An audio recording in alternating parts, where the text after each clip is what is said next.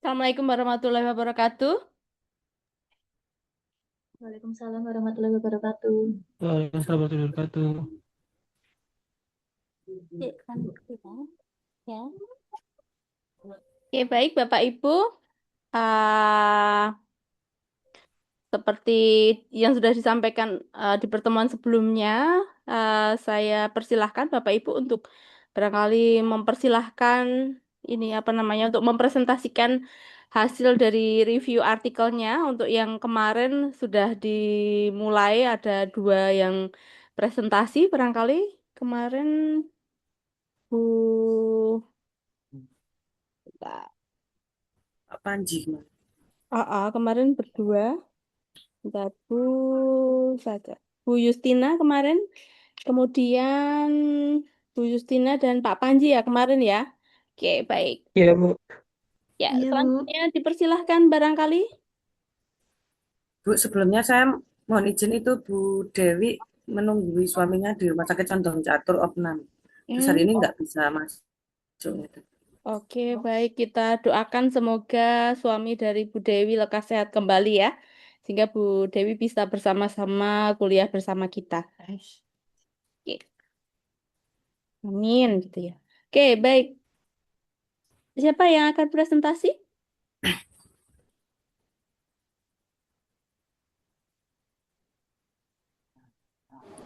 Saya Bu boleh coba Oh, presentasi? silahkan. Silahkan, Bu Ya. Anissa.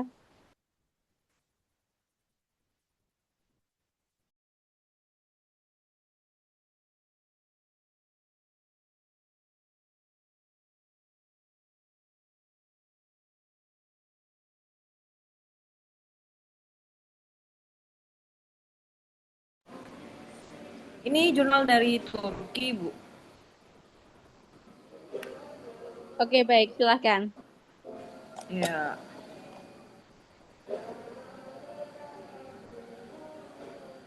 sorry Bu, agak macet internetnya.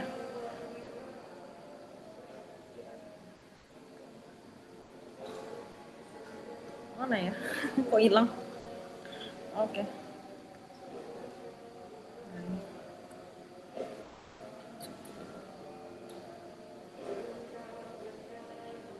Oke. Bismillah, saya mulai dulu. Assalamualaikum warahmatullahi wabarakatuh. Oke, ini saya berpresentasi tentang pendidikan responsif budaya sebagai pendekatan pendidikan berkelanjutan. Ya, poinnya adalah latar belakang dan tujuan penelitian. Di Turki ini memang memiliki keberagaman budaya yang tinggi karena menjadi tempat tinggal bagi banyak pengungsi, termasuk yaitu Syria, lalu Algeria, uh, terus ada lagi dua kebangsaan Turki yaitu Kurdistan. Nah, jadi keberagaman ini tercemin di dalam kelas maupun di kurikulum sering mengabaikan pentingnya budaya dalam proses belajar mengajar. Terus yang kedua adalah ketidaksesuaian antara budaya siswa minoritas dengan budaya dominan di sekolah. Jadi dapat menyebabkan siswa merasa terasing atau rendah diri, mengalami kesulitan akademik bahkan putus sekolah. Yang ketiga adalah pendidikan responsif budaya, yaitu culturally responsive education atau CRE, muncul sebagai solusi.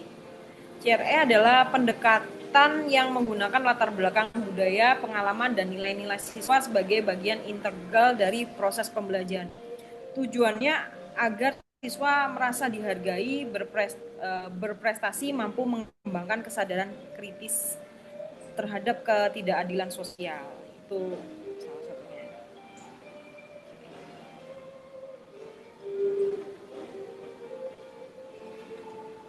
Tujuan penelitian dalam artikel ini, penelitian ini tujuannya adalah apa saja tantangan yang dihadapi guru dalam memfasilitasi interaksi budaya dengan siswa dari budaya lain di mata pelajaran ilmu pengetahuan hayati. Nah, yang kedua adalah strategi apa yang digunakan guru saat menerapkan metode CRE dalam pelajaran tersebut. Terus ada contoh-contoh konkret apa yang diberikan guru di kelas yang berkaitan dengan CRE. Oke, yang kedua metode penelitian. Metode penelitian yang digunakan adalah menggunakan pendekatan kualitatif dengan jenis studi kasus case study. Ini dipilih karena penelitian ini memahami secara mendalam praktek persepsi guru terkait CRE. Partisipan yang dipakai adalah total 20 guru sekolah dasar di Provinsi Gaziantep, Turki, terus 10 guru dari sekolah dasar reguler, 10 guru yang bekerja dalam proyek PIK-TES, yaitu Promotion Integration of Syrian Kids into the Turkish Education System. Jadi proyek yang khusus menangani integrasi anak Suriah. Yang itu yaitu pengalaman mengajar guru bervariasi antara 3 sampai 23 tahun. Terus pemilihan partisipan dilakukan secara purposive sampling sengaja karena mereka memiliki pengalaman langsung dengan siswa yang berbagai budaya.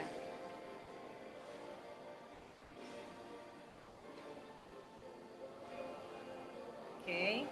Teknik pengumpulan yaitu adalah wawancara semi terstruktur menggunakan formulir yang telah divalidasi oleh 2 akademis. Wawancara yang dilakukan secara tatap muka, direkam, kecuali yang tidak tersedia dicatat, kemudian ditranskrip. Durasi wawancara sekitar 20-30 menit per guru. Total transkrip mencapai 32 halaman. Pertanyaan wawancara meliputi tantangan, metode yang digunakan, contoh praktik CRE, dan cara melibatkan siswa. Ada Culture Responsive Education.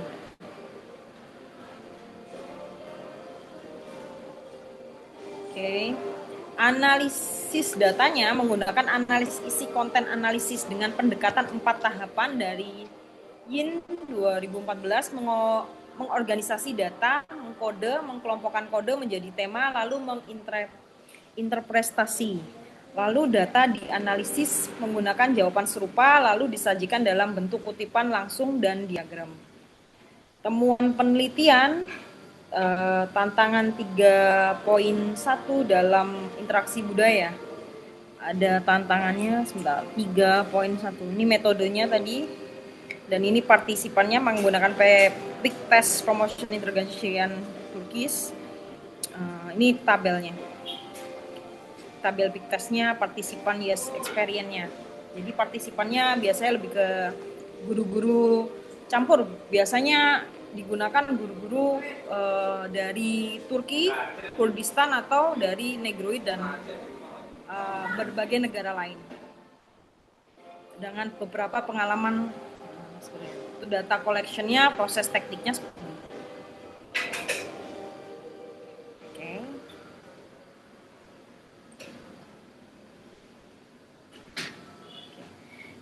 Tantangan dalam interaksi budaya, tantangannya adalah biasanya paling susah adalah hambatan bahasa. Jadi banyak beberapa siswa Syria itu belum lancar berbahasa Turki karena bahasa Turki juga bahasa tersulit 5 di dunia, bahasa tersulit selain bahasa Rusia, sehingga sulit memahami materi pelajaran yang bersifat verbal seperti ilmu dan pengetahuan hayati. Lalu ada kesenjangan komunikasi. Jadi guru dan siswa tidak dapat berkomunikasi efektif, sering membutuhkan penerjemah. Terus konflik maknanya, biasanya ada beberapa istilah, misalnya ada dowry chess. Jadi penyebutan berbeda di bahasa Arab. Jadi sehingga siswa banyak kebingungan. Yang ini tantangan yang paling dominan adalah kebingungan budaya. Jadi siswa itu sangat-sangat kesulitan memahami nilai-nilai nasional Turki karena berbeda dengan budaya asal. Nah, sedangkan Turki sendiri sama Syria mungkin kalau Syria sendiri lebih ke agamis, sedangkan Turki lebih ke rasionalis dan tidak menggunakan tatanan agama Islam. Nah, seperti itu. Lalu ada masalah sosial, yaitu banyak pengkelompokan, grouping, lalu pengkucilan, dan kecenderungan kekerasan munculnya akibat kurangnya pemahaman budaya.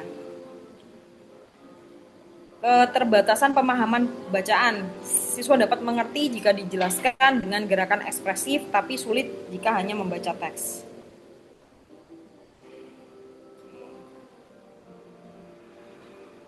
Sama baca-baca transkrip saya. Ini data analisnya. Nih, yang terjadi language problem, lalu ada grouping exclusion, ada challenge, ada communication gap-nya, reading conversation problem, difficult understanding cultural value.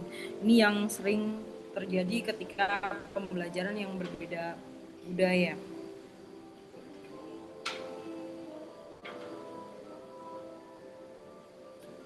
Lanjutkan lagi. Nah, praktek CRE di kelas biasanya strategi yang digunakan biasanya ekspresi lisan. Jadi siswa diminta menceritakan masa lalu atau kampung halaman dan pekerjaan orang tua dan lain sebagainya. Lalu menekankan empati dan penghargaan terhadap perbedaan. Jadi guru mengajak siswa menghargai budaya lain.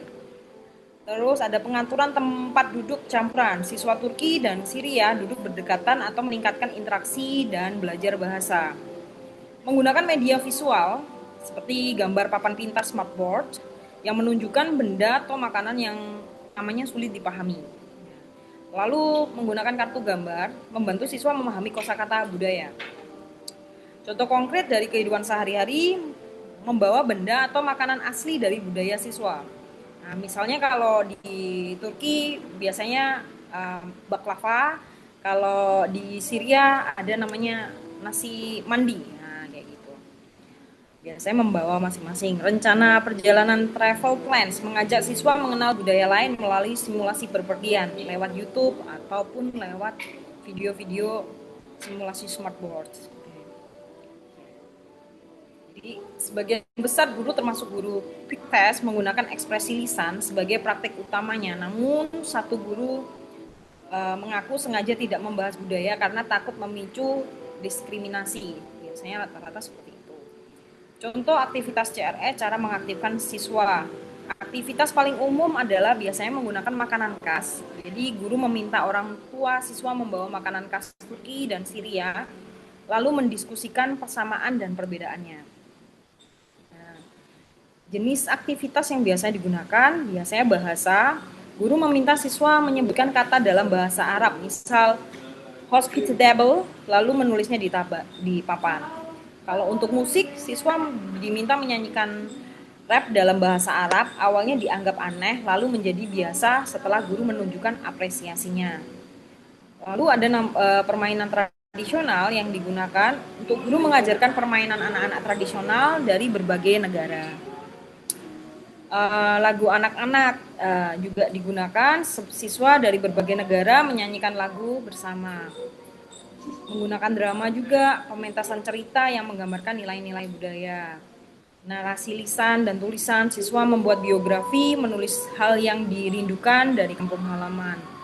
Perayaan hari besar, guru bertanya bagaimana siswa merayakan hari libur nasional di budaya asalnya. Biasanya guru menyatakan menjadi panutan, memberi tanggung jawab, menghargai mereka dengan rasa syukur atau keistimewaan menjadi manusia. Oke, kesimpulan utama satu adalah tantangan terbesar dalam hambatan bahasa dan komunikasi yang berdampak pada pemahaman membaca konflik makna dan masalah sosial seperti pengucilan. Yang kedua adalah kesadaran guru tentang CRE masih rendah. Banyak guru yang tidak melakukan studi budaya khusus, bahkan ada yang menghindari pembahasan budaya karena takut diskriminasi. Yang ketiga adalah empati, strategi yang paling sering digunakan dan dianggap paling efektif. Jadi empati membantu guru merespon siswa secara responsif budaya. Yang keempat adalah praktek paling umum adalah membawa makanan khas disusul dengan penggunaan ekspresi lisan, drama, lagu, dan permainan tradisional. Guru Piktes yang khusus menangani siswa Surya cenderung memberikan lebih banyak contoh dari kehidupan masa lalu siswa dibandingkan guru reguler. Ini karena semua siswa mereka adalah imigran. Keterbatasan penelitian ini hanya berdasarkan pendapat guru self-report, bukan observasi langsung. Jadi sampelnya terbatas 20 guru dan bersifat kualitatif sehingga tidak bisa digeneralisasikan. Sarannya adalah ketika guru sekolah dasar perlu diberikan pelatihan dukungan akademik tentang CRR dengan contoh konkret. Pendidikan calon guru, pre-service teacher education harus menekankan CRE untuk berkelanjutan dengan panjang. Penelitian mendatangkan dapat digunakan desain kuantitatif dengan sampel lebih luas untuk mengukur persepsi sikap guru terhadap bocah. Kalau dari saya seperti itu, Ibu.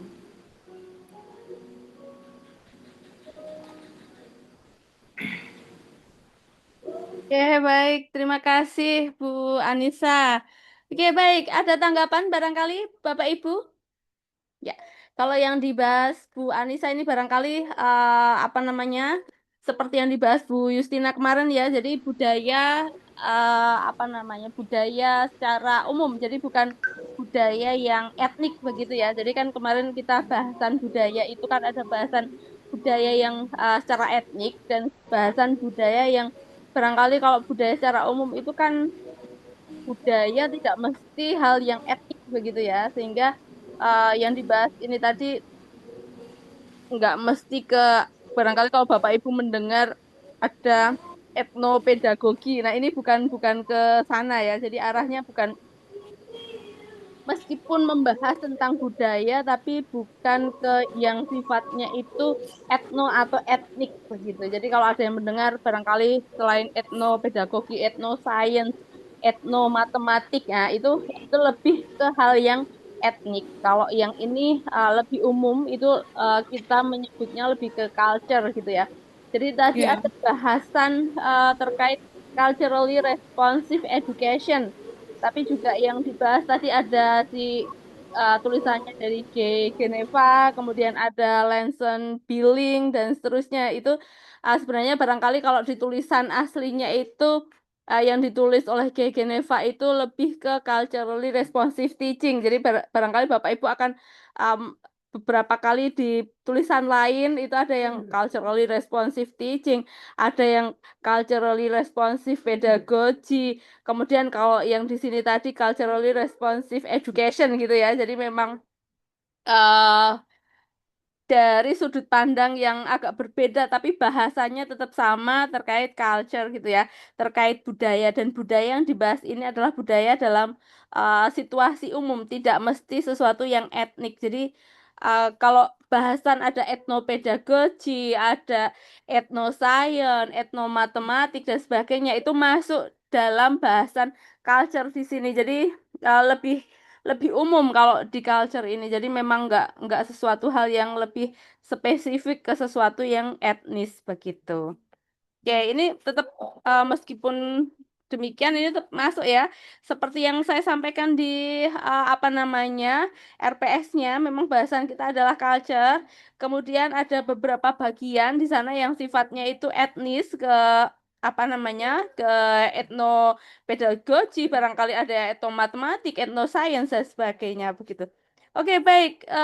Kalau yang di Mas Panji kemarin salah satu yang dicontohkan yang etnik begitu ya. Jadi ada yang culture secara umum, ada yang etnik. Ini ada nggak yang mau presentasi yang etnik? Kalau kayak kemarin biar seimbang ada yang culture secara umum, ada yang etnik. Nah ini barangkali ada yang culture secara umum, ada lagi yang presentasi yang etnik gitu barangkali. Ada yang mau mempresentasikan itu? Atau kalau misalnya nggak yang etnik juga, yang belum presentasi barangkali mau mempresentasikan yang lain? Atau ada yang mau ditanyakan ke Bu Anissa dari yang dipresentasikan tadi? Tapi barangkali ini saya ini ya Bapak Ibu, jadi memang kita belajar di sini, kita belajar mendengarkan rekannya untuk mempresentasikan itu mempresentasikan apa yang dibacanya sehingga kita ikut belajar. Jadi nggak mesti kan kita kalau dengan kita jadi bayangkan kalau menjadi seorang guru kan biasanya kita belajar untuk mengajar. Nah ini tadi misalnya seperti kemarin Bu Justina, Pak Panji, hari ini Bu Anissa ini kan menceritakan kembali itu saya rasa levelnya lebih dari membaca begitu sehingga pemahamannya harapannya menjadi lebih apa namanya lebih mendalam begitu dan yang harus kita pegang di sini kita itu kan untuk belajar bukan untuk serang-serangan gitu ya jadi uh, jangan toksik gitu ya nanti di sini kita itu seumpama mau bertanya itu memang sesuatu yang ingin ditanyakan jadi misalnya mau tanya ke Bu Anissa itu memang bertanya begitu ya, bukan bukan yang kayak mau nyerang gitu misalnya, atau mau tanya ke Bu Justina atau Mas Panji atau barangkali nanti Bapak Ibu yang lain gitu. Jadi tanyanya itu adalah untuk kita barangkali mau belajar begitu barangkali. Oke baik. Ada yang mau ditanyakan barangkali tadi ada yang nggak jelas mungkin ada yang nggak paham tadi Bu Anissa tadi apa ya gitu barangkali ada yang mau ditanyakan. Nah, siapa tahu nanti Bu Anissa bisa menjelaskan lebih jelas lagi karena saya yakin sudah dikuasai tadi dari yang dipresentasikan begitu. Ya, karena ini artikel lama juga, Bu. Saya kan dulu Oh gitu. kuliah di Turki, iya. Saya ulas Oh, lagi gitu. Saya juga sempat ngajar Syria juga waktu itu pas waktu volunteer di sana. Jadi setidaknya saya paham. Insya Allah tahu paham ya kalau isinya ditanya. ya. Oke, baik. Nah, itu barangkali ada yang mau bertanya nih, mumpung mau di ini kan. Ada yang mau bertanya ke Bu Anissa nih?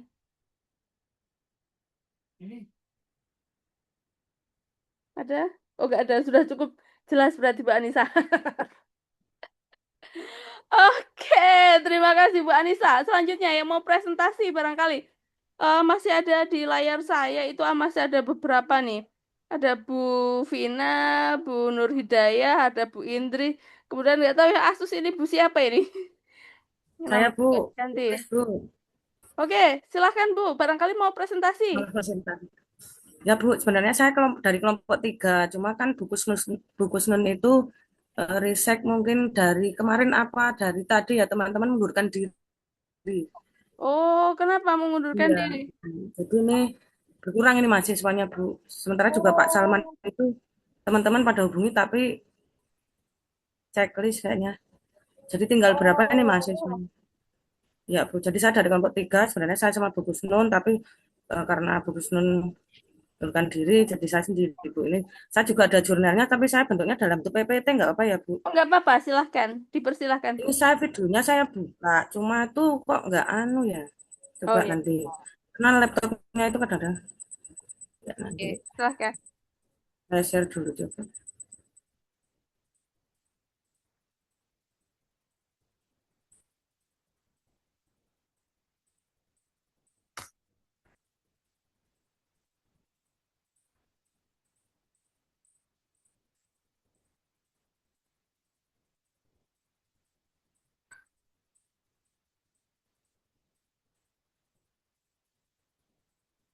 Sudah kelihatan belum ya teman-teman? Belum. Bentar. Belum, Bu. Ini padahal sudah share. Itu malah nge-like ini. Balik lagi.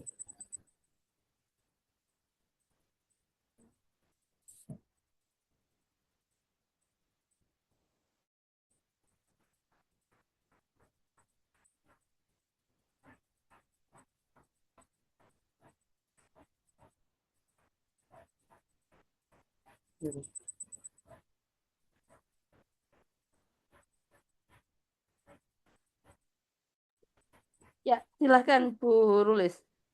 Sudah terlihat itu Bu. Sudah. Ampun, Sudah, Bu. sudah Bu. Sudah terlihat belum itu Bu Yus? Sudah terlihat, Bu. Oh enggak.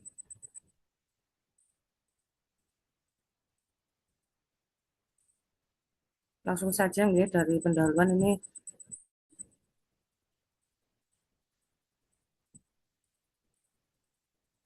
latar belakang masalah. Pendidikan berbasis budaya memiliki peran krusial dalam membangun identitas bangsa, melestarikan warisan budaya, serta meningkatkan relevansi efektivitas belajar dan studi. Menunjukkan bahwa pembelajaran mengintegrasikan nilai budaya lokal dapat meningkatkan motivasi belajar, memahami konsep, dan rasa cinta tanah air pada peserta didik.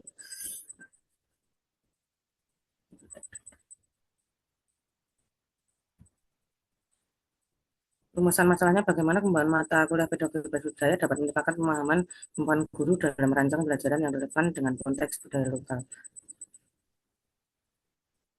Tujuannya untuk mengidentifikasi prinsip dan mengintegrasikan nilai budaya lokal di Indonesia, mengembangkan struktur materi mata kuliah pedagogi berbasis budaya sesuai dengan kurikulum pendidikan, menguji dampak pengembangan mata kuliah terhadap peningkatan pemahaman dan kemampuan praktek guru. Manfaat ada bagi perguruan tinggi, bagi guru, bagi dunia pendidikan. Bagi perguruan tinggi, mata kuliah pedagogi berbasis budaya lebih sesuai dengan konteks nasional. Bagi guru meningkatkan kemampuan melaksanakan pelajaran berbasis budaya yang efektif. Bagi dunia pendidikan, berkontribusi pada penguatan pendidikan berkarakter basis budaya untuk pendidikan yang berkualitas. Sini aja sedikit jurnal lokal Indonesia, fokus untuk taman kanak-kanak ya Bu, karena saya di taman kanak-kanak.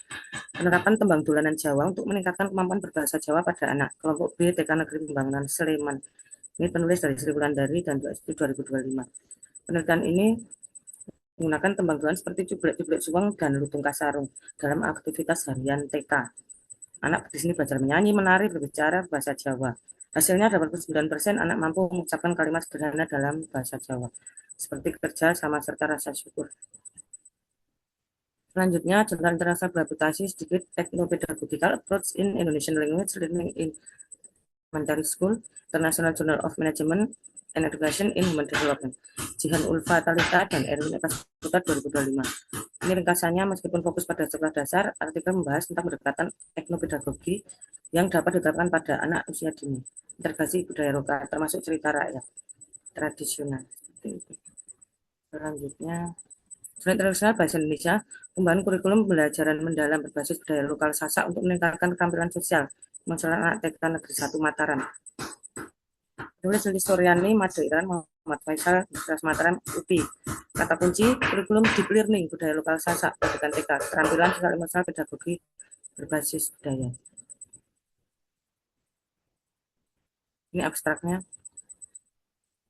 Teknologi bahwa perkembangan teknologi telah menggeser peran budaya lokal dalam pembelajaran anak usia dini sehingga diperlakukan pendekatan dapat mengintegrasikan nilai budaya dengan prinsip pembelajaran dalam.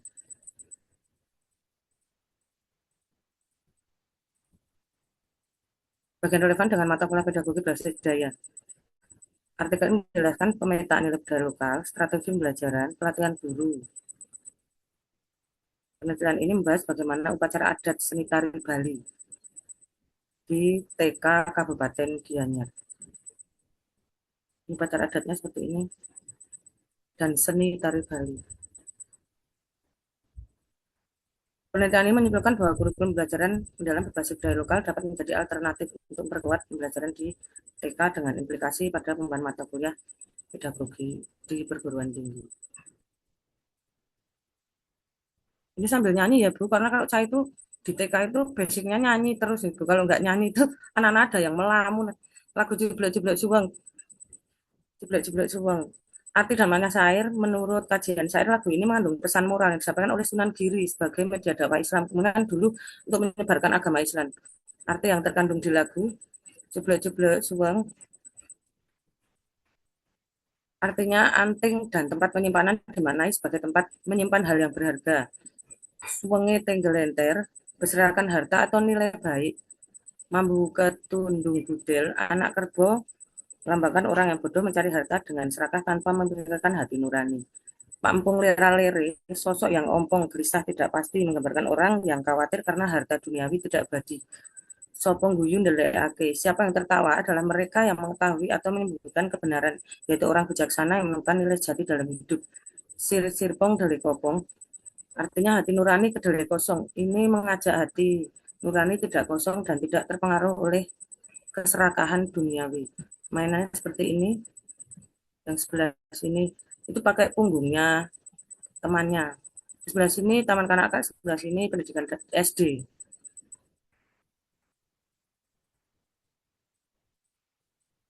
Ini The Legend of Sangkuriang, cerita dari Tangkuban Perahu. Deskripsinya itu menggambarkan Dayang Sumbi menipu ayam jantan berkokok lebih awal. Membuat Sangkuriang percaya bahwa dia gagal membangun perahu sebelum selesai nantinya akan menjadi gunung Tangkuban Perahu. Agar semua roh pergi dan tidak ada yang membantu, Sangkuriang menyelesaikan perahu. Ini pesan moralnya. Ada 3 pesan moral. Yang pertama, menghormati ikatan keluarga dan norma sosial. Yang melanggarnya dapat mendapatkan konsekuensi yang parah. Yang kedua, kemarahan tindakan impulsif menyebabkan kerugian yang tidak dapat diubah. Yang ketiga, kejujuran lebih baik daripada penipuan untuk menghindari konflik. Seperti itu Bu, teman-teman, Bu Niken. Ada kurang lebihnya, saya mohon maaf yang sebesar-besarnya. Nanti kalau ada pertanyaan, jika saya bisa menjawab, akan saya jawab, karena saya kelompoknya dan saya tok. Terus kalau nanti saya tidak bisa menjawab, kan saya limpahkan kembali ke teman-teman. Jika saya dan teman-teman belum mampu menjawab, nanti Limpahkan kembali ke Ibu Niken. Terima kasih. Oke, baik. Terima kasih, Bu Rulis. Nah, Nggak, ini nggak tadi, ikut video kan? oke, baik. Ini tadi kumpulan ini ya. Jadi kalau ini barangkali bukan bukan mereview artikel ya, tadi judul-judul aja ya, Ya, tapi contoh hmm, judul-judul artikel yang memanfaatkan etnopedagogi barangkali kalau ini bukan ya, bukan ke ini ya. Kalau yang tadi adalah yang presentasi sebelumnya tadi kan bukan yang terkait etno ya, tadi budaya culture dalam arti umum. Kalau yang ini menggunakan apa namanya etnis, hal etnis, jadi etnopedagogi diterapkan dalam pembelajaran begitu di sekolah dasar. Cuma saya nggak tahu tadi contoh-contohnya itu apakah dari jurnalnya atau seperti apa. Tadi tidak ada informasi atau diberikan tambahan sendiri tadi. saya tambah sendiri nih Bu. Oh, jadi bukan bukan dari jurnalnya ya. Misalnya Oke, itu tadi baik. sebenarnya tentang judul itu terus saya cari referensi gambarnya gitu. Oke, baik. Baik, terima kasih Bu Rulis. Barangkali apa yang dipresentasikan tadi oleh kelompoknya Bu Rulis bisa memberikan apa namanya insight ke Bapak Ibu untuk membuat barangkali untuk rancangannya nanti rancangan kan untuk tagihan mata kuliah ini di belakang nanti kan bikin salah satunya adalah perangkat pembelajaran ya. Ada modul ajar dan sebagainya. Barangkali kalau mau menggunakan yang sifatnya etnis, contoh-contoh tadi bisa menjadi beberapa hal yang menjadi ide-ide yang bisa dimasukkan begitu. Kalau yang disajikan Mas Panji kemarin kan lebih ke etnisnya yang matematika. Kalau yang ini yang bukan matematika ya, tadi ada permainan, ada apa tadi, ada nyanyi lagu-lagu jublak-jublak suang dan sebagainya. Ini tadi barangkali etnisnya adalah bukan yang ke matematika. Kalau Bapak Ibu menyimak kemarin barangkali pas di awal-awal terkait posisi budaya dalam pembelajaran itu kan bisa belajar tentang budaya, belajar dengan budaya, belajar melalui budaya dan belajar berbudaya. Barangkali sempat kita bahas terkait itu. Nah, apa namanya? Nanti barangkali untuk membuat rancangannya budaya tadi ditempatkan sebagai yang mana begitu sehingga itu barangkali bisa menjadi salah satu alternatif yang bisa Bapak Ibu gunakan untuk membuat rancangan tersebut. Baik, yang belum presentasi berarti siapa? Ada yang belum presentasi? Saya Bu, boleh? Oh, dipersilahkan Bu Indri. Oke, saya izin share screen ya Bu. Ya, silahkan. Oke, baik. Eh, sudah terlihat bunyi kan Oke, ini masih muter. Mungkin sebentar lagi. sinyalnya Bu? Mohon maaf. Ya. Di sini hujan deras. Oke, Oh, iya. iya makanya Ya, agak setiap susah malam tuh sinyalnya ya. iya, setiap malam hampir Oh, hujan deras Bu di sini. Jadi oh, mohon maaf saya agak off cam karena takut nggak kuat Bu. mati ya, Karena iya. iya, baik. Selamat malam Bu Niken dan teman-teman. Di sini saya menemukan sebuah jurnal dan saya akan mereview jurnal yang saya temukan, etnopedagogi dalam pembelajaran di sekolah dasar melalui media berbasis kearifan lokal. Nah, etna pedagogi itu merupakan pendekatan pembelajaran yang berorientasi pada penanaman nilai-nilai kearifan uh, lokal yang artinya di dalam proses pembelajaran siswa itu tidak hanya memahami materi akademik tetapi dia juga mengenal, memahami dan menerapkan nilai budaya yang ada di lingkungan mereka. Nah, hal ini sangat penting karena kan kita di Indonesia yang merupakan negara yang kaya kan keberagaman budaya. Nah, di era globalisasi ini kan budaya asing tuh sangat mudah masuk dan dapat menggeser kearifan lokal jika tidak diperkenalkan kepada anak didik kita itu sejak dini. Nah, oleh karena itu pendidikan dasar itu di sini memiliki penting dalam melestarikan budaya melalui pembelajaran. Nah, namun pada kenyataannya penerapan pembelajaran berbasis kearifan lokal di sekolah dasar itu belum optimal. Salah satunya penyebabnya adalah kurangnya media dan strategi pembelajaran yang menarik dan inovatif. Kemudian untuk mengatasi hal tersebut, nah penelitian ini menawarkan solusi berupa penggunaan media pembelajaran berbasis kearifan lokal. Media ini dikemas dalam bentuk sebuah permainan sehingga siswa itu dapat belajar sambil bermain. Nah, dengan cara ini pembelajaran itu menjadi lebih aktif, kemudian kreatif, efektif, dan menyenangkan. Nah, salah satu media yang digunakan itu adalah Monek Bilking. Mana ya tadi? Nah, Monek Bilking atau monopoli engklek yang berbasis budaya lokal dalam permainan. Jadi sehingga siswa itu di situ tuh bisa belajar berbagai materi tematik seperti PPKN, bahasa Indonesia, kemudian matematika, IPA dan IPS yang diintegrasikan dengan budaya lokal. Nah, melalui permainan ini siswa tidak hanya memahami materi pelajaran, tetapi dia juga bisa mengenal budaya daerah seperti makanan khas, tradisi, dan mata pencarian masyarakat sekitar. Nah, selain itu juga siswa dilatih dalam bekerja sama di dalam kelompok dan berpikir kritis. Nah, hasil penelitiannya menunjukkan bahwa penggunaan media berbasis kearifan lokal ini sangat efektif. Siswa menjadi lebih antusias di dalam belajar dan dia tidak merasa terbebani dan bahkan dia merasa sedang bermain bukan belajar. Nah, selain itu juga dia menunjukkan rasa bangga terhadap budaya lokal mereka. Seperti itu. Nah, menariknya melalui pembelajaran ini juga siswa itu mulai memiliki cita-cita yang berkaitan dengan potensi daerahnya, seperti misalnya dia ingin menjadi seorang pengusaha lokal atau pelestari budaya. Nah, seperti itu. Kesimpulannya, etno Nah, ini dia tadi saya bilang Monek Bilking permainannya. Nah, kesimpulannya etnopedagogi itu sangat penting diterapkan di sekolah dasar dengan dukungan media pembelajaran yang inovatif dan berbasis kearifan lokal.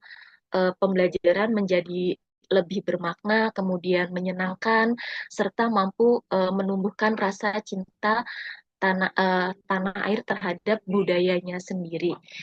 Itu aja yang bisa saya sampaikan. Terima kasih, Bu Niken dan teman-teman. Baik, terima kasih Bu Indri. Nah, ini etnopedagogi ya. Tadi diberikan beberapa contoh ini menggunakan media berbasis kearifan lokalnya seperti apa. Tadi ada beberapa contoh yang diberikan tadi. Oke, baik. Barangkali ada hal yang ingin ditanyakan ke Bu Indri?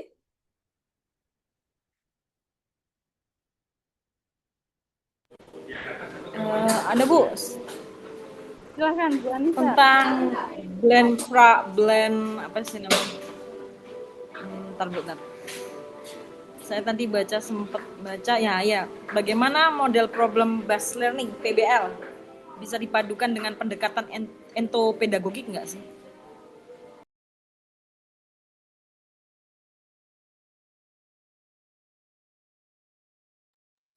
Sebentar, adik keluar dulu, nak. Sebentar, nak. Ya. Jadi bagaimana model problem based learning PBL dapat dipadukan dengan pendekatan entopedagogik? Tuh saja sih.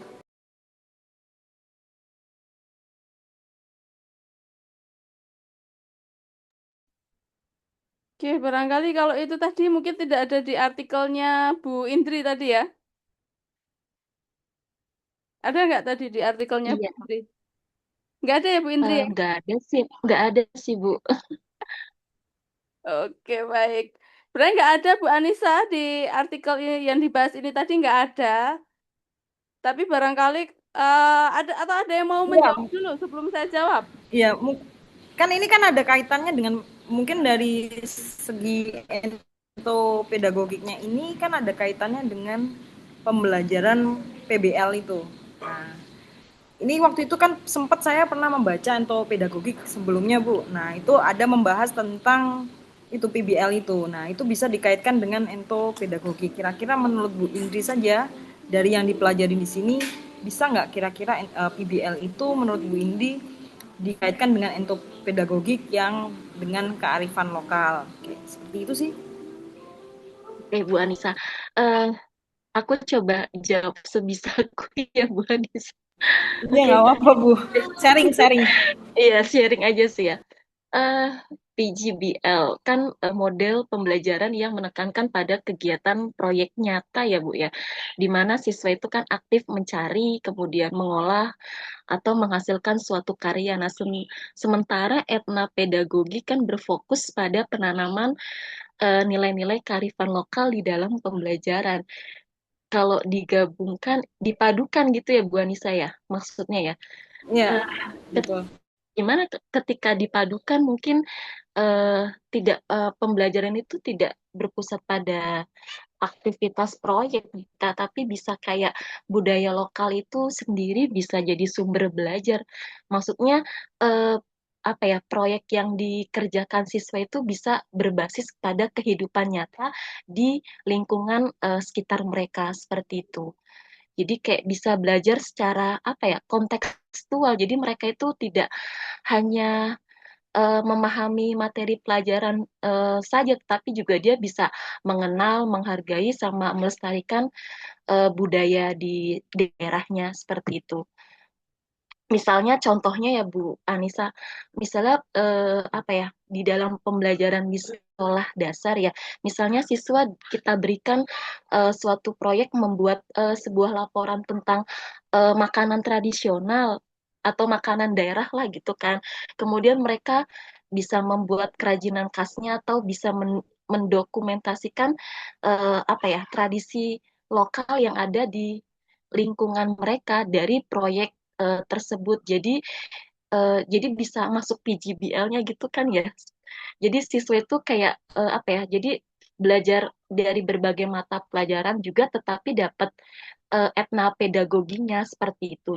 Jadi kayak ada bahasa Indonesianya, ada IPS-nya, ada seni budayanya seperti itu. Seperti itu sih Bu Anissa. Mohon maaf kalau kalau kurang. Ya, soalnya saya kan lagi memadukan PBL ini dengan kearifan lokal yang ada di Kediri ini. Iya, Jadi soalnya kan di budaya di Jawa Timur kan emang terkikis ya. Jadi saya emang mencoba membaca belajar untuk PBL ini sama ini yang makanya saya mau sharing aja pendapat iya. aja sih seperti itu. Terima kasih jawabannya. Sama-sama Bu Anissa. Baik Bu Nika. Oke, baik. Terima kasih Bu Indri. Ya, Sama-sama. sempat deg-degan nggak nih tadi ditanyain bukan yang dari materi ini. Eh, iya sih, tapi ya jawab Nggak apa sebisa ya. mungkin. Oke, baik. Terima kasih Bu Indri. Barangkali saya bantu menjawab Bu Indri. Oke, baik. Terima kasih Bu. Oke, baik Bu Anissa. Tadi pertanyaannya menarik sekali ya, PBL. Tapi PBL-nya tadi maksudnya yang problem based learning atau project based learning? Karena kalau problem based learning kan basisnya masalah, kalau project based learning kan basisnya project gitu ya. Sama-sama tadi barangkali Bu Anissa penasaran ingin mengkombinasikan yang budaya yang etnis yang ada di Jawa Timur tadi katanya gitu ya. Barangkali Iya, bagaimana yang project based learning-nya, Bu. Kan ini yang kan project? lagi ya, yang lagi yang di kan kearifan lokal yang untuk saat ini mau di sekolah anak berkebutuhan khusus atau yang reguler yang di sini tuh lagi ditanamkan seperti itu.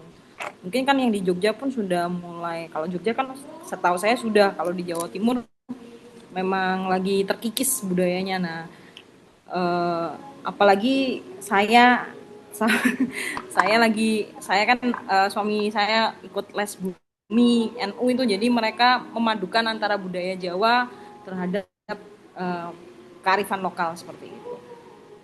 Oke, jadi memang kalau yang project based learning itu kan basisnya ke project ya. Barangkali kalau mau memadukan ke sana, kita lihat dulu nanti dari sini Bu Anissa bisa mencari kalau namanya model itu kan ada sintaknya ya.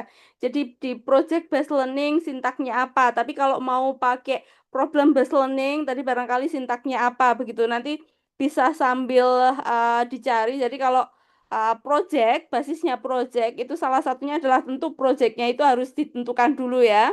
Kemudian ada perencanaan, kemudian barangkali ada penelitian terkait etnopedagoginya itu seperti apa, kemudian ada pembuatan produknya, uji coba dan presentasi. Jadi memang barangkali kalau project ini memang agak beda ya. Jadi kalau yang dari kemarin yang kita bahas itu kan awalnya ke pembelajaran yang ada di kelas yang umum yang enggak. Kalau dulu kan pas ini ya ada project apa namanya P4 yang profil pelajar Pancasila barangkali waktu project-project kemarin begitu tapi memang saat bikin project itu kadang memanfaatkan dari berbagai mata pelajaran tidak hanya satu dan itu agak agak ini ya ya ada bagusnya tapi ada juga yang agak maksa gitu barangkali lab projectnya ini yang perlu ditentukan dulu barangkali dan apakah memang ada project yang berbasis etno gitu yang mau dikombinasikan begitu. Misalnya kalau apa namanya? Kalau project itu kan berarti ada produknya ya. Barangkali nanti itu ditentukan dulu terkait projectnya. Tapi jika yang dimaksud adalah problem based learning, apa namanya? Bentuknya itu problem bukan menghasilkan sebuah produk yang project itu barangkali kan sintaknya juga ada mengorientasi siswa pada masalah kemudian ada mengorganisir siswa untuk belajar dan intinya kalau di PBL itu ada investigasi mandiri gitu dan kelompok gitu ya yang mana barangkali kalau mengkaji apa namanya falsafah Jawa barangkali misalnya Hamemayu, Hayuning Bawono nah, tadi dicontohkan di Jogja ya memang kalau di Jogja banyak ini ya memang digali begitu ini bisa dilakukan dengan wawancara warga atau tokoh adat ada observasi dan sebagainya yang di sini ada masalah yang digali ada kegiatan penyelidikannya barangkali gitu karena kalau di PBL itu intinya adalah ada investigasinya begitu. Nah, tapi kalau yang project itu barangkali produknya, proyek yang mau dikerjakan itu bisa ditentukan dulu sehingga nanti barangkali terkait waktu dan sebagainya di sana juga mesti di apa namanya, mesti ditentukan. Jadi kalau mau mengkombinasikan dengan etnopedagogi barangkali yang pertama dilihat sebelumnya sebelum mengkombinasikan dengan PBL atau barangkali PJBL, kita lihat sintak di PBL dan di PJBL-nya. Pas nggak? Jangan sampai kita paksakan gitu. Nah, seringnya latahnya gitu ya. Kalau saya melihat ke Bapak Ibu guru yang kemarin itu kayak yang di PPG, kemudian dia kan banyak ya ujian yang guru tertentu dan sebagainya. Itu kadang itu ada yang eh kayak maksain gitu, maksain PBL, maksain PJBL. Padahal gitu ya, maksain PBL, padahal nggak ada penyelidikannya gitu ya. Mau dinilai jelek, nggak lulus. Kalau nggak lulus kok kayaknya udah ngajar lama gitu, padahal salah. Mau dia, nah itu kan bikin dilema penilainya begitu ya. Kalau ada yang merasa, oh kemarin saya kayak gitu, gitu aja lulus sebenarnya kami dilema gitu ya kadang menilai itu kami dilema karena pada kenyataannya meskipun salah kalau kami nilai jelek nggak lolos kami juga membayangin gitu ya wah ini udah gini gitu cuma gitu ya nah memang ada beberapa hal yang kemarin itu kalau itu beberapa contoh jadi harapannya sih karena ini kan di perkuliahan kalau apa namanya bisa kita kasih tahu gitu ya kita kasih tahu ya jangan dipaksain ibaratnya nih pembelajaran itu kan ada klaim gini ya. Kalau pakai ceramah jelek, Tapi bukan berarti nggak boleh ceramah gitu ya, bukan jelek apa namanya ya. Kan untuk variasi metode dan sebagainya. Tapi bukan berarti nggak boleh ceramah ya. Memang kalau nggak ada ceramah gimana? Datang-datang langsung bagi kertas suruh ngerjain terus tinggal pergi. Lah, siswa SD bubar. Ya kan tetap ada pendahuluannya dan sebagainya. Jadi bukan nggak boleh, tapi variasi metode, model dan sebagainya itu yang mesti apa namanya dipahami. Tidak semua materi pas dengan metode model tertentu sehingga kita sesuaikan materi tadi mana yang pas begitu. Jadi PBL bagus, iya bagus. PJBL bagus, iya bagus. Pas nggak dengan materinya? Pas nggak dengan tujuan pembelajarannya? Itu mesti kita ini kan, jadi nggak digebyah, ya nggak disamaratakan begitu ya. Jadi kita lihat karakteristik materinya seperti apa begitu. Nah, jadi nanti kalau Bapak Ibu pas mau membuat rancangan pembelajaran, lihat materinya, karakteristik materinya seperti apa, sarana prasarana dan sebagainya itu juga dukungan ke sananya seperti apa. Nah, saya rasa itu juga menjadi poin penting saat mau merancang. Kemarin sempat ada yang kelas ini bukan ya, pakai jigsaw gitu. Kebetulan materinya PPKN. Kalau PPKN di materi apapun dijigsawkan masih aman. Matematika ada prasyaratnya, nggak bisa, nggak semua materi bisa. Nah, hal-hal semacam itu yang perlu dipahami. Jadi kalau mau menggunakan model pembelajaran apa yang pas, strateginya mau seperti apa, tetap harus dicek materinya bisa nggak, pas nggak ke situ. Nah, sama kayak yang proyek tadi, memangnya ada sesuatu yang bisa diprojekkan. Nah, kalau tidak ada ya jangan dipaksakan. Nah, kalau ada gas gitu ya. Nah, di situ itu yang perlu dilihat dulu. Apakah materinya itu memang bisa untuk semacam apa ya menghasilkan produk, project gitu. Kemudian kalau misalnya mau problem solving, nah apakah memang masalahnya itu adalah sesuatu yang bisa diselidiki? Karena salah satu sintaknya, fasenya di PBL itu adalah penyelidikan. Nah, kalau tidak ada yang diselidiki, mau ngapain gitu ya. Nah, seringnya di situ itu. Barangkali itu tambahan dari saya kalau terkait integrasinya sangat bisa, asal tadi karakteristik materinya memang pas. Apa namanya? Karena pada dasarnya kalau etnopedagogi menggunakan mungkin mau PBL misalnya, itu sumbernya memang masalah nyatanya bisa dari kearifan lokal, budaya, atau praktik sosial di masyarakat setempat. Itu barangkali bisa menjadi trigger problemnya untuk apa namanya untuk belajar konsep akademiknya. Jadi bisa dijadikan triggernya begitu. Nah, gambaran umumnya seperti itu, Bapak Ibu barangkali. Semoga yang saya sampaikan tadi ada ada ini ya ada bayangan. Nah ini sebenarnya kalau dihubungkan dengan model-model pembelajaran sebenarnya masih besok gitu ya, tapi ya nggak apa-apa kita curi start ke sana. Jadi memang agendanya harapannya hari ini bisa presentasi semua terkait apa namanya membaca sebenarnya pedagogi berbasis budaya itu apa sih kan di situ.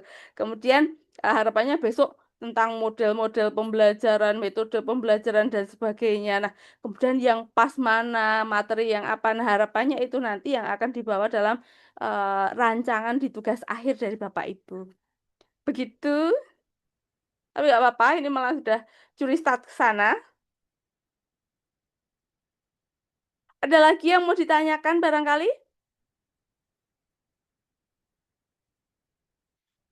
Kayaknya ada yang belum presentasi ya. Bu Vina, Bu Nur, ya dipersilahkan.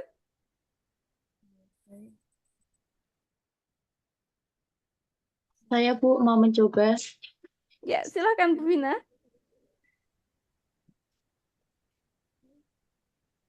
Maaf Ibu kalau ada suara si kecilnya masuk ke sini. Oke, Karena dari tadi sudah riwa-riwi keluar masuk ya. pintu. Iya, nggak apa-apa, nggak apa-apa. Sebentar.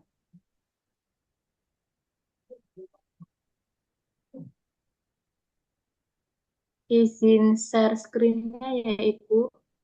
Ya, sudah nampak. Yuk, hilang lagi. Sebentar Ibu.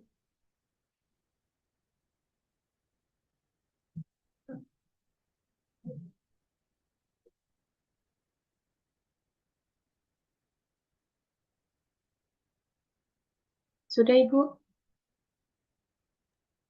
Ya, sudah. Sebelumnya, Assalamualaikum warahmatullahi wabarakatuh. Selamat malam, Ibu Waalaikumsalam. Niken dan teman-teman. Saya ingin mencoba membacakan, mempresentasikan jurnal yang saya dapat.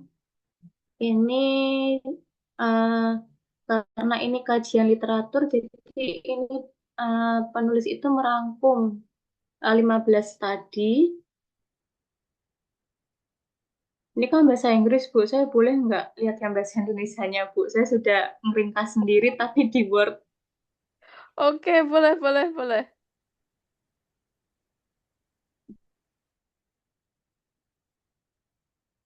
Ini sudah saya ringkas.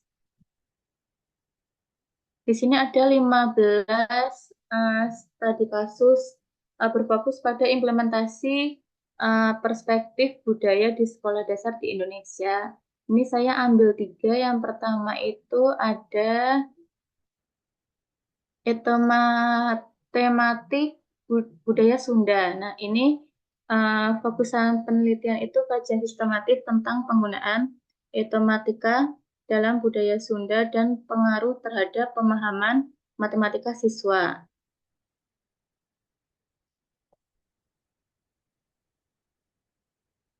Implementasi budaya di ruang kelas, penekangan khususnya itu integrasi konteks budaya Sunda ke dalam pembelajaran matematika terbukti meningkatkan pemahaman siswa secara signifikan.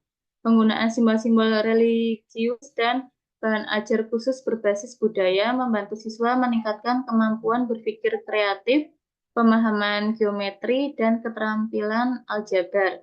Tantangan implementasi masih memerlukan penelitian lanjutan. Lalu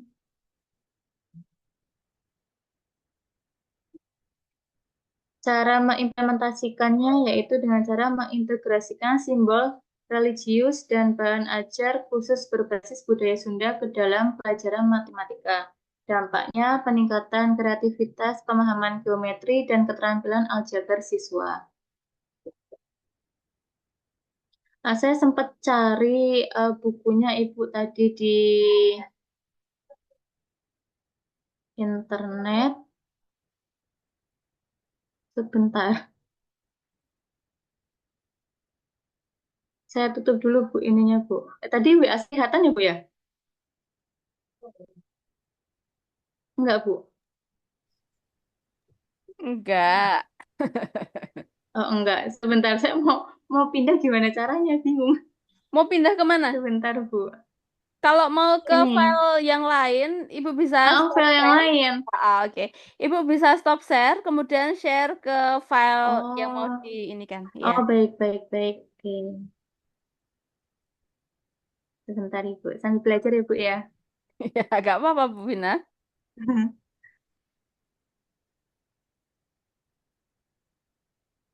Saya itu sempat tadi cari bukunya. Nah, seperti ini sebentar.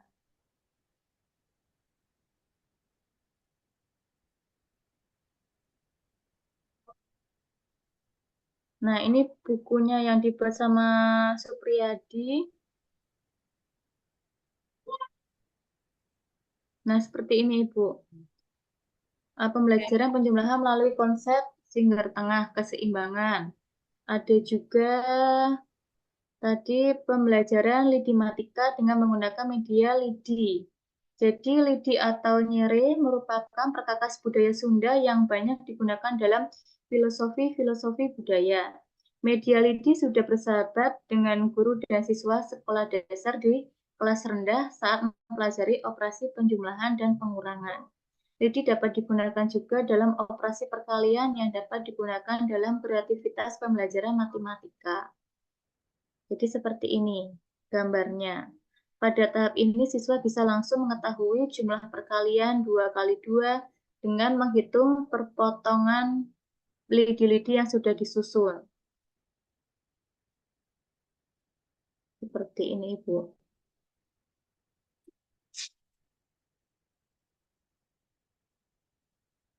Lalu ada lagi, kembali lagi yang tadi.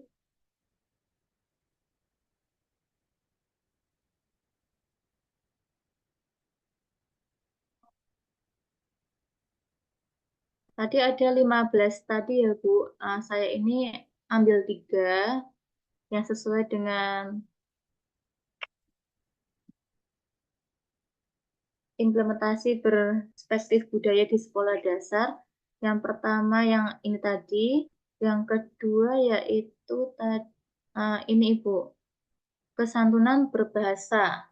Ini pola kesantunan berbahasa siswa sekolah dasar di Kabupaten Kediri, Jawa Timur berdasarkan budaya bahasa Jawa kasar dan halus. Ini saya bacakan ini dulu, nanti setelah itu saya bukakan jurnalnya. Saya sempat mencari Ibu kemarin.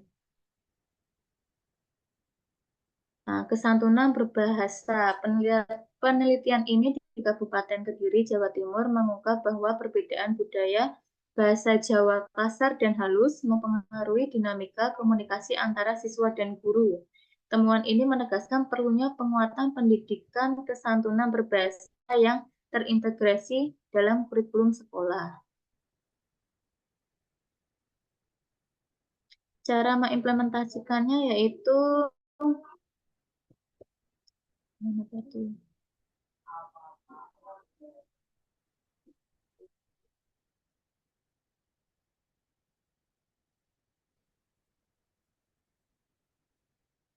mana ya Bu ya, kok tidak ada ya ini ya.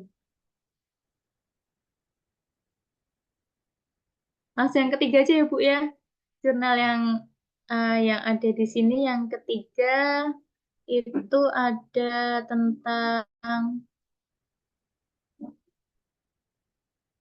tentang Pupet Sukaraga. Ini tentang wayang Ibu. Dampak aplikasi Pupet Sukaraga terhadap pengembangan karakter, toleransi, dan tanggung jawab siswa sekolah dasar.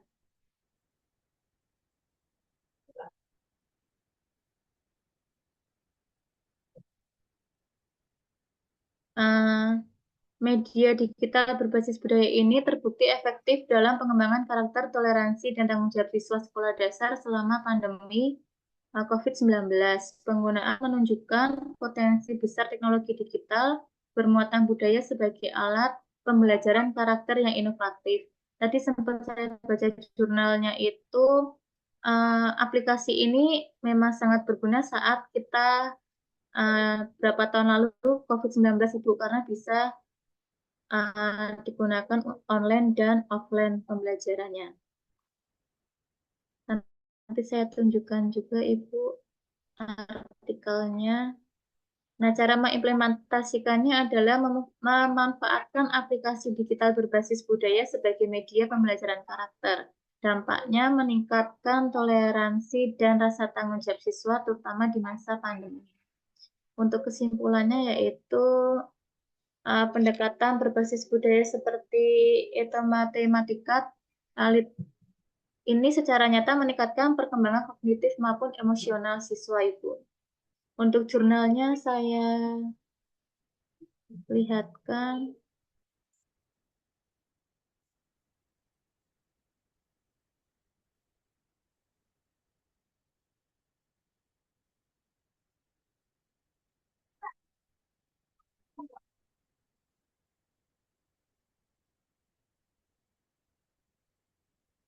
Ini untuk jurnalnya Ibu.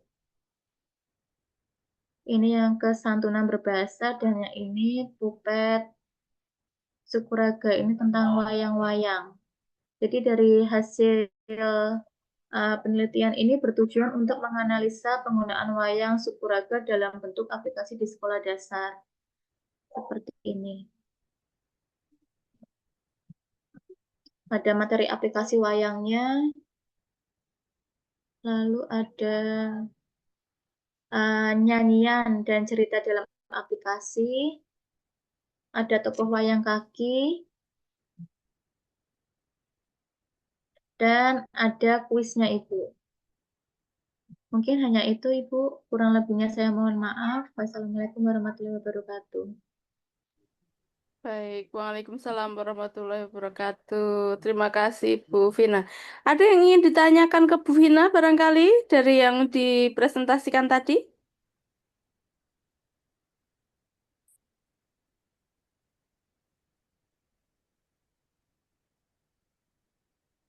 Ya, tadi Bu Vina mempresentasikan beberapa artikel begitu ya, isinya ada beberapa juga. Ya, Bu. Tadi Mm-mm. ada yang barangkali berbahasa Inggris, ada juga yang berbahasa Indonesia begitu ya, ada beberapa artikel. Tadi ada juga yang apa, tapi sepertinya tadi ke yang sifatnya etnis ya, Bu Vina. Tadi ada beberapa hal Iya, yang etnomatematika juga ada, etnoscience juga ada, yang wayang tadi apa namanya, yang pembelajaran tentang budayanya ada begitu. Jadi memang tadi lebih dari satu yang Bu Vina tampilkan begitu. Oke, baik. Nah, tadi barangkali itu juga bisa menjadi apa namanya, contoh-contoh yang barangkali pas nyari ide itu ya, konteks apa yang mau saya masukkan di materi apa ya besok gitu barangkali. Oke, baik. Terima kasih Bu Vina. Selanjutnya yang belum Bu Nur, silakan Bu Nur.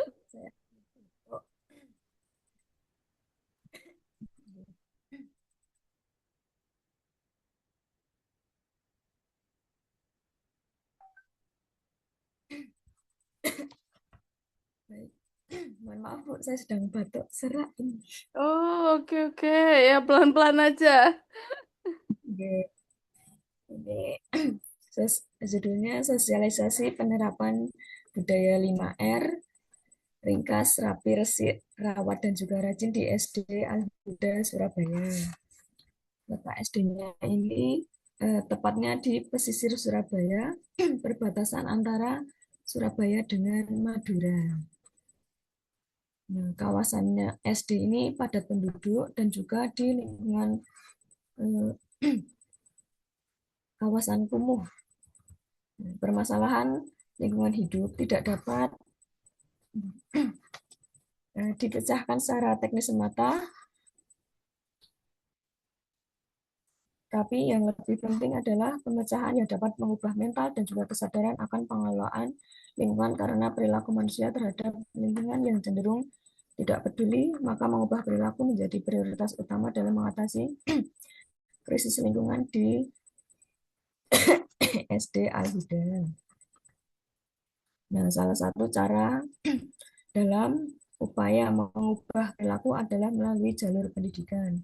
Nah, di SD Al-Huda ini menerapkan budaya 5R yang dapat dilakukan dengan cara membiasakan yang pertama memilah barang sesuai kebutuhan, yang kedua menata fasilitas sesuai dengan fungsi dan juga letaknya, yang ketiga melakukan pembersihan secara teratur, yang keempat mengulangi semua aktivitas secara rutin dengan pemantapan standar, yang kelima pembiasaan disiplin. Untuk mata pencaharian masyarakat setempat sebagai pedagang, nelayan, pengepul hasil laut, dan juga wira swasta. Metode yang dilakukan sosialisasi dan juga praktik budaya 5R. Yang pertama tahapannya adalah membuat poster tentang 5R sebagai media sosialisasi atau materi yang untuk dijelaskan pada murid di SD Al-Huda. Yang kedua ada diskusi dan juga tanya jawab. Yang ketiga ada praktik bersama tentang penerapan 5R. Sebelum sosialisasi dan juga praktik dilaksanakan, itu melaksanakan pengamatan dan juga survei lapangan yang didampingi oleh guru SD Al-Huda terhadap kondisi, situasi, administrasi, dan juga sarana prasarana yang ada.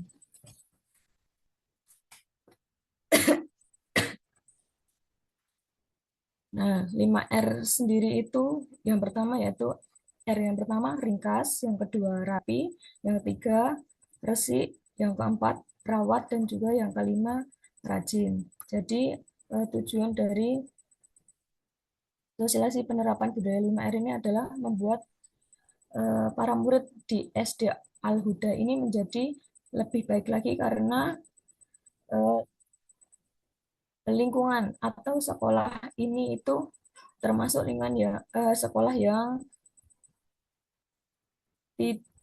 bisa dibilang tidak terlalu terawat karena masih banyak barang-barang yang tidak berguna atau misalnya barang-barang yang sudah terlalu lama itu masih disimpan sehingga memerlukan pembersihan supaya lebih ringkas, rapi, resik dan juga anak-anak menjadi lebih semangat dalam belajar. Nah, ini adalah letak SD Al-Huda yang terpencil dan juga di lingkungannya ini padat penduduk.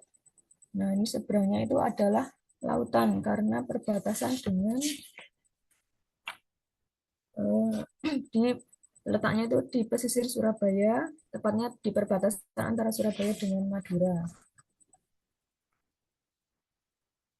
Gitu. Nah, untuk hasilnya itu adalah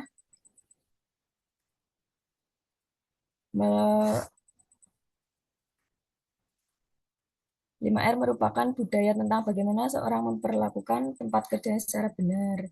Nah, apabila tempat kerja tertata dengan rapi, bersih, tertib, maka kemudahan dalam belajar itu akan lebih nyaman. Nah, seperti ini kondisi sekolahnya. Jadi mungkin berbeda dengan sekolah-sekolah di lingkungan kita. Nah, ini adalah SD-nya. Seperti itu. Di gambar hanya ada ini.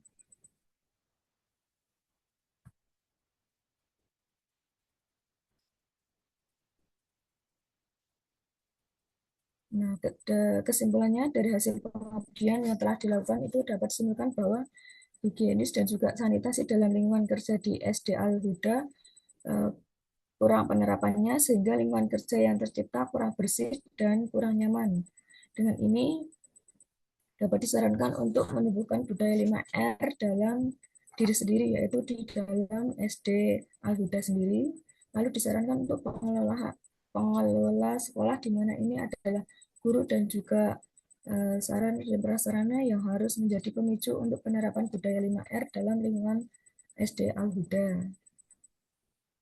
Mungkin satu lagi jurnalnya, yaitu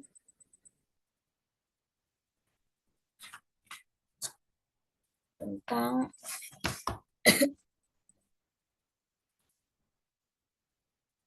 budaya positif berbasis kearifan lokal dalam pembentukan karakter profil pelajar Pancasila di sekolah dasar. Yang dimaksud adalah SD Negeri Sidomulyo 02, Kecamatan Silo, Jember, Jawa Timur. Ya, dari hasil observasi dan juga wawancara di SD Negeri Sidomulyo 02 ini, hasilnya adalah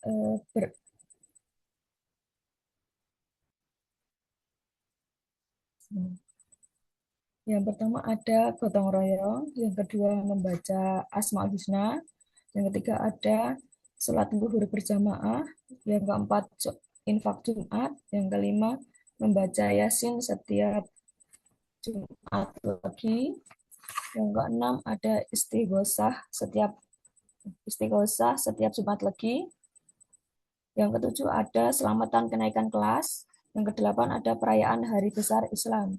Nah, menurut saya yang paling menarik dari beberapa kearifan lokal yang dilakukan di SD Negeri Sidomulyo ini adalah melakukan selamatan kenaikan kelas, yaitu para orang tua ataupun wali murid itu bekerja sama atau paguyuban kelasnya itu jalan dalam mereka itu melakukan tasyakuran atau berbagi berbagi makanan. Dan jadi setiap kelas itu melakukan tasyakuran untuk berbagi makanan kepada sesama murid di kelas dan juga kepada warga SD Negeri Sidomulyo 02 ini. Untuk kearifan lokal yang berjalan di SD Negeri Sidomulyo yang lainnya adalah gotong royong. Nah, untuk yang gotong royong itu kan hampir semua sekolah itu melakukan hal tersebut. Terus membaca Asmaul Husna juga kalau di Sleman, di Jogja ini kan sudah ada apa tuh?